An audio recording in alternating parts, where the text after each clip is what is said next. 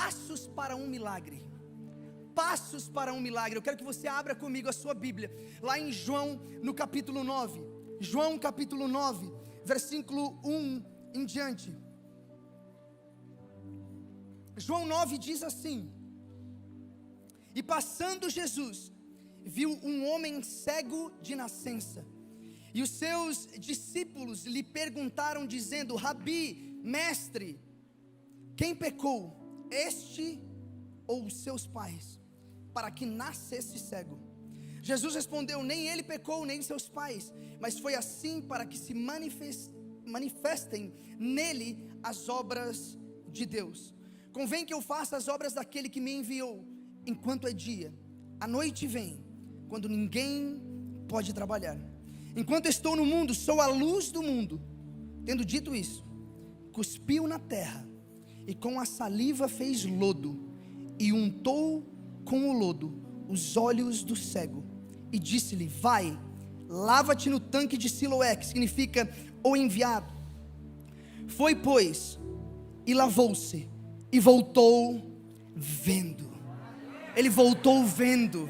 Ele voltou vendo. É milagre de Jesus. E eu acredito nessa atmosfera de milagre. Eu acredito no milagre hoje aqui. O primeiro passo que nós vemos Jesus dar é Jesus deixa claro para esse homem que Deus o ama. Porque às vezes quando nós olhamos para as nossas doenças, para as nossas mazelas, para os problemas que nos afligem, seja ela depressão, ansiedade, ou talvez você tenha alguma doença crônica, ou alguma doença no seu corpo, algum órgão seu não funciona da maneira que deveria. Muitas vezes o que nós pensamos é que é Deus pesando a mão, é que é de alguma forma uma maldição de Deus para a nossa história, é porque Deus não ama a nós que aquilo aconteceu. Ou seja, existe um problema de identidade ali, aonde Jesus começa a restaurar. Porque primeiro, não foi esse homem que pediu que Jesus viesse até ele. Esse homem não clamou a cura de Jesus. Foi Jesus que olhou, viu um homem cego e dele teve misericórdia e piedade. E Jesus anda na direção daquele que necessitava de um encontro com Cristo. Ou seja, antes de você mover uma perna para estar aqui nesse culto, Jesus já estava andando na sua direção. Antes de você pensar em orar, Cristo já estava andando na sua direção. Porque Ele começa então a destruir as crenças que esse homem tem. Será que fui eu? Será que foi meus pais que pecou? Por quê? Porque eu nasci assim. E aí Jesus fala: não é nada disso. Nem sempre o que você enfrenta desse lado da eternidade significa que você é amado ou não amado por Jesus. Porque Jesus era o mais amado por Deus e Ele morreu numa cruz. Ou seja, nem sempre o que você vive desse lado é prova do amor de Deus por você. Jesus começa então a restaurar a identidade dele. Ei, o problema não está com você nem com a sua mãe. O problema é que eu vou abrir seus olhos e agora você vai ver. E você vai ver a graça e o amor de Deus manifesto no rosto de Jesus. Jesus começa a restaurar algo que estava quebrado. Ele começa a mexer com a fé desse homem. E o segundo passo para um milagre é que Jesus gera um ambiente de fé. Naquela época as pessoas tinham fé que a saliva tinha poderes curativos. Então Jesus ele começa aqui a instigar esse homem a ter fé. Porque teve lugares na qual Jesus andou aonde milagres não aconteceram porque não havia fé. Ou seja, existe um ambiente de fé onde milagres podem acontecer, mas existe como nós criarmos um ambiente onde não tem fé, e aí milagres e curas não acontecem. Ou seja, eu e você somos responsáveis por criar esse ambiente de fé. É por isso que nós começamos com louvor e adoração, invocando Deus para ser entronizado nesse lugar. Nós não adoramos as nossas circunstâncias, os nossos problemas, nós olhamos para Deus e nós o adoramos. E quando nós adoramos a Deus, Ele se manifesta. Porque Deus ele está presente no meio dos louvores do seu povo. É isso que a palavra de Deus diz. Ou seja, nós adoramos para manifestar a presença de Deus dentro desse lugar, para saber que Ele é bem-vindo aqui. Ou seja, o nosso papel não é gerar milagre. Nós não somos responsáveis por fazer com que milagres e curas aconteçam nesse lugar, mas é nossa responsabilidade preparar a mesa. É nossa responsabilidade entrar na presença. Porque às vezes a gente está tão preocupado com 1000 coisas durante o culto que a gente esquece que esse é um lugar santo, porque Deus está aqui. Nós estamos reunidos debaixo de um nome, que é o nome de Jesus. Às vezes é fácil esquecer disso. Às vezes é fácil ter outras prioridades. A gente precisa gerar um ambiente de fé, gente. O que você veio para receber nesse lugar? Você não tinha mais nada para fazer numa quarta noite? Não, eu acredito que você tinha. Se você veio aqui, é porque existe um anseio dentro da sua alma por algo que nem nada nesse mundo pode satisfazer, porque existe algo na sua alma que grita pela presença de Deus. Ou seja, é nossa responsabilidade criar esse ambiente onde Deus pode e deve se manifestar. Ou seja, não importa o que a gente desenhou ali que esse culto deveria ser, o culto é do Espírito Santo, ele faz o que ele quer. Ele faz o que ele quer, porque o culto é dele. Ou seja, pouco importa quem vai pregar, porque a gente não veio aqui para ver um pregador específico, a gente veio para ver a presença manifesta de Deus nesse lugar. Eu quero sair daqui com um encontro com Deus. Eu quero sair daqui com mais certeza de quem Ele é. Eu quero sair daqui transformado. Porque nós, como CC Videira, a gente não faz evento, a gente prepara a mesa. A gente não faz evento para você se sentir melhor sobre quem você é, sobre quem é Deus na sua vida. A gente faz culto para que Deus seja cultuado, e quando Ele é levantado num lugar mais alto, a tua vida começa a ser transformada. É por isso que a gente faz o que a gente faz. A gente prepara um ambiente para que a presença de Deus possa ser derramada nesse lugar, e aí sim a sua vida ser transformada, porque você teve um encontro com Deus. Não um encontro com culto, não um encontro com uma banda que sabe tocar bonito e com um pastor que sabe falar legal. Não um encontro com telão de LED e luz colorida. Não um encontro com cadeiras confortáveis ou voluntários no estacionamento. Um encontro com Deus. É por isso que nós preparamos esse espaço. É para que você tenha um encontro com quem Ele é. E aí Jesus então ele pega nessa história e ele começa a cuspir no barro e a fazer um lodo. Isso é uma imagem da criação, onde Deus ele começa a do pó da terra formar o homem. O que isso significa para mim e para você? É que essa não é uma cura normal, porque ele não enxergava e daí começou a enxergar. Ele nunca tinha visto. Ou seja, Deus precisava criar nele algo que não estava lá antes. Deus precisava criar algo que ele nunca tinha visto. Não era a cura de alguma coisa, era o nascimento de algo novo, era a criação de algo novo. Assim como Deus ele pega do pó da terra e forma o homem, cria o homem, aqui ele está criando algo novo. O que Deus pode criar na sua vida hoje aqui? Porque naquele momento, quando ele começa a criar esse lodo para colocar nos olhos do homem, ele está falando: aqui é o mesmo que lá no começo de tudo começou a formar do nada. Talvez tem nada na sua vida, lugares na sua vida que não tem esperança, que parece que nada de bom pode sair daquele lugar. É tão bom quanto barro, é tão bom quanto pó. Mas do nada, Jesus está falando para esse homem: eu fiz lá. Eu estava lá no começo eu era, antes de Abraão eu era.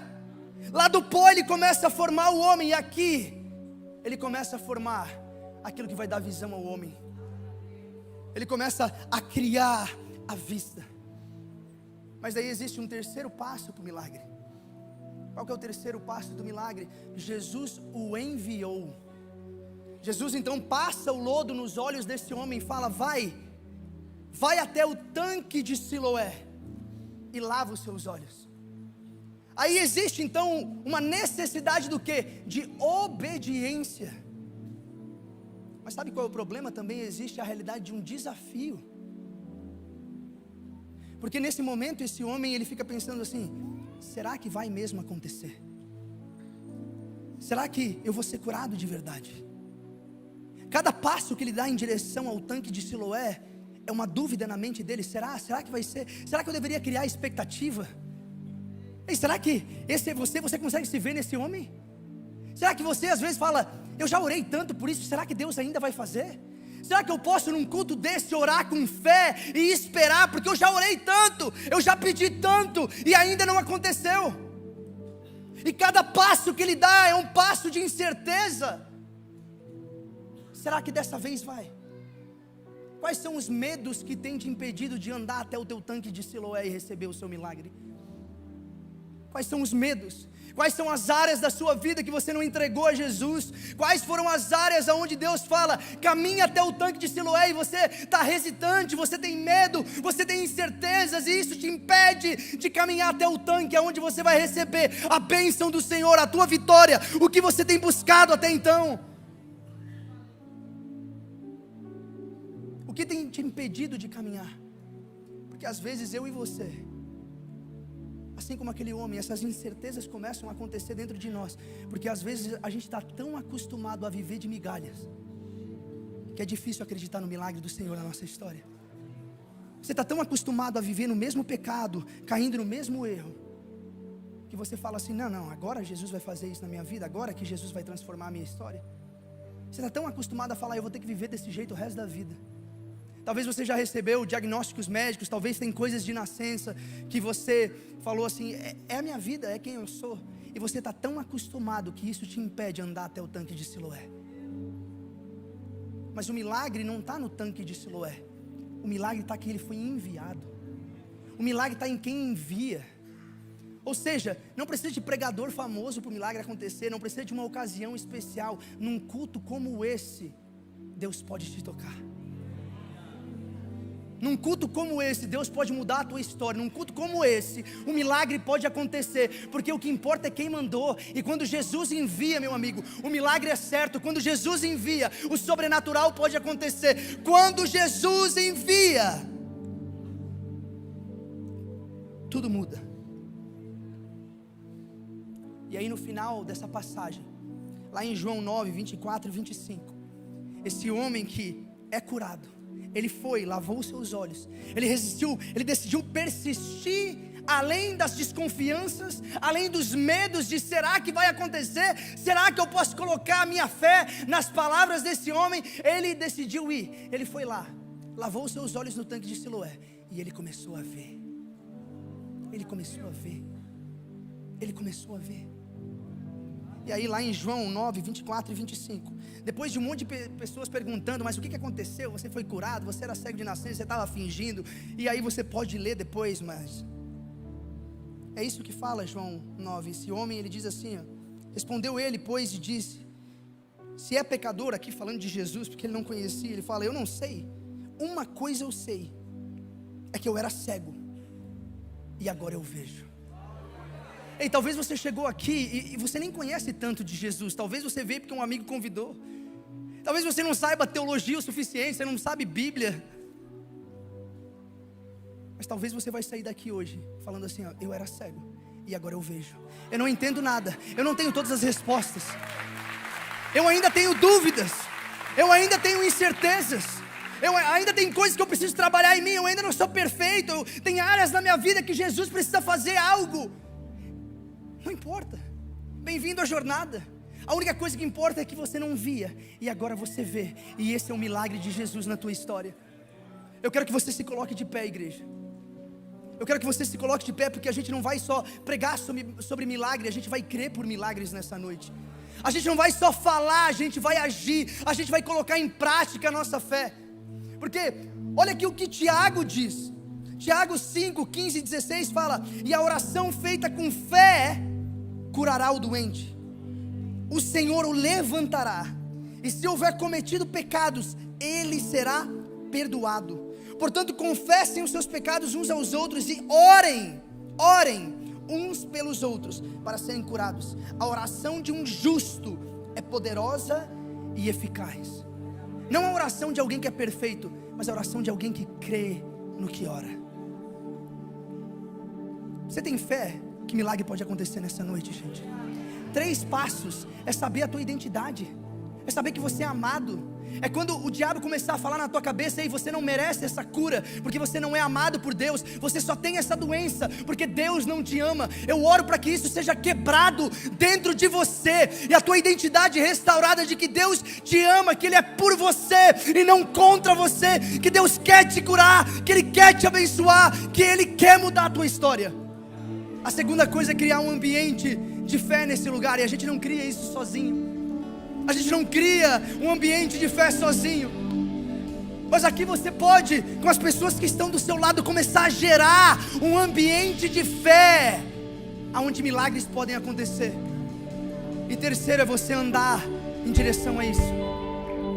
Será que você vai andar em direção à cura hoje? Você tem fé para andar em direção à cura? Você tem fé para receber o que Cristo tem para te dar nesse lugar? Então levante as suas mãos o mais alto que você puder comigo. Pai, gera um ambiente de fé aqui nesse lugar. Gera um ambiente de milagre nesse lugar, um ambiente de cura, um ambiente, Pai, de libertação, um ambiente do sobrenatural. Pai, nós convidamos o Senhor, invade esse lugar, muda a nossa história, cura pessoas aqui, milagres, eu declaro milagres agora na vida de pessoas aqui. No nome de Jesus, no nome de Jesus, no nome de Jesus. Amém, amém, amém, amém.